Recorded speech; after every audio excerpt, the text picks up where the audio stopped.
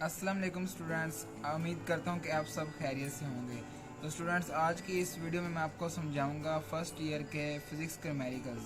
तो इंशाल्लाह उम्मीद करता हूँ कि आप सबको समझ आएगी और आपको मैं आज समझाने जा रहा हूँ उस पर समझाऊंगा मॉडल पेपर पे, क्योंकि आज मेरे पास वाइट बोर्ड अवेलेबल नहीं है।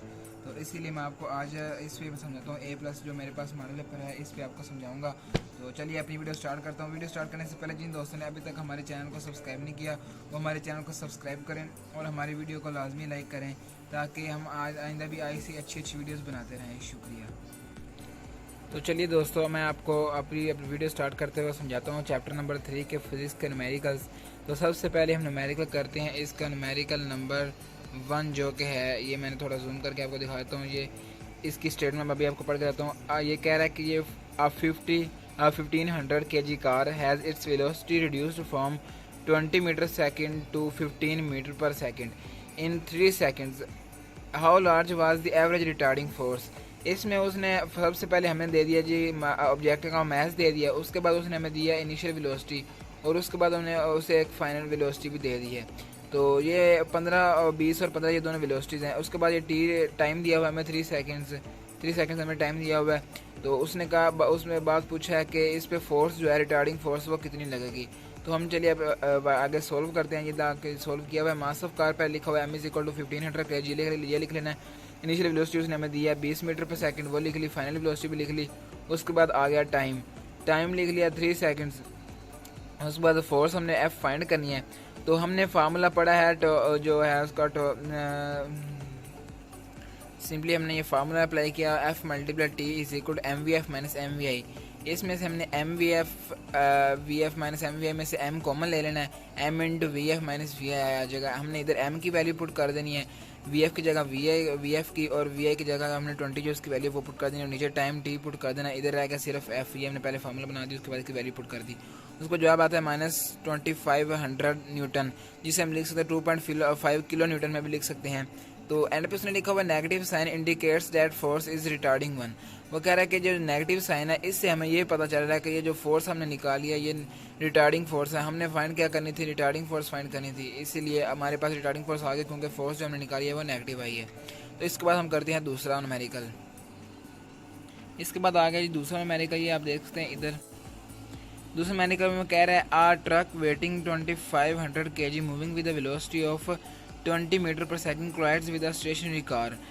वो कह रहा है जी एक ट्रक है जिसका वजन है 2500 kg and moving with the velocity of, वो एक वेलोसिटी से मूव कर रहा है जो है 21 metre per second, collides with a stationary car waiting.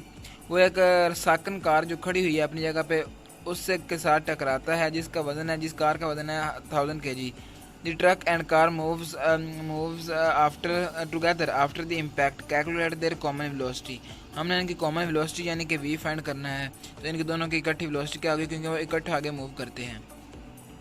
उसके लिए सिंपली हमने इधर आप देख सकते हैं लिख लिया m1 और m2 की वैल्यू लिख ली, और v1 उसने हमें दिया हुआ है, v1 है 21 मीटर सेकेंड और v2 है 0। तो अब हमने लिख लिया कि कॉमन वेलोसिटी फाइंड करनी है। तो इसमें हम law of conservation of angular जो मोमेंटम है वो हम लगाएंगे, जो है total initial momentum is equal total final momentum m1 v1 plus m2 v2 is equal to m1 v1 prime plus m2 v2 prime. तो वो हमने लिख लिया। उसके बाद हमने इसे इक्वेलेट करके v की वैल्यू फाइंड कर लेनी है। सिंपली v हमने निकालना है, क्योंकि हमने v निकाले उसका is equal to m1 v1 plus m2 v2 over m1 v1 plus m1 plus m2। तो इसके बाद इन सब की हमने इधर वैल्यूज़ पुट कर देनी है। वैल्यूज़ पुट करने के बाद हमारे पास v is equal to 15 metre per second आ गया, जो कि हमारा आंसर है। जो हमने उसने हमें पूछी थी वेलोसिटी, हमने उसकी फाइंड करनी थी, वो हमने फाइंड कर ली है। इसके बाद आ गया तीसरा न्यूमेरिकल। तीसरे न्यूमेरिकल के बाद हम जाते हैं। तीसरे न्यूमेरिकल की स्टेटमेंट में वो कह रहा है कि 2 blocks of masses 2 kg and 5 kg are attached at the 2 ends of a compressed string. वो कह रहा है कि एक स्प्रिंग है कंप्रेस्ड, उसके दोनों एंड्स पे 2 मासेस अटैच किए हुए हैं, जो कि एक 2 kg का है और एक 0.5 kg का है। और कह रहा है elastic potential energy stored in the spring is 10 joule उसमें इलास्टिक पोटेंशियल एनर्जी स्टोर्ड है। Find the velocities of blocks if the spring delivers it's energy two blocks when released.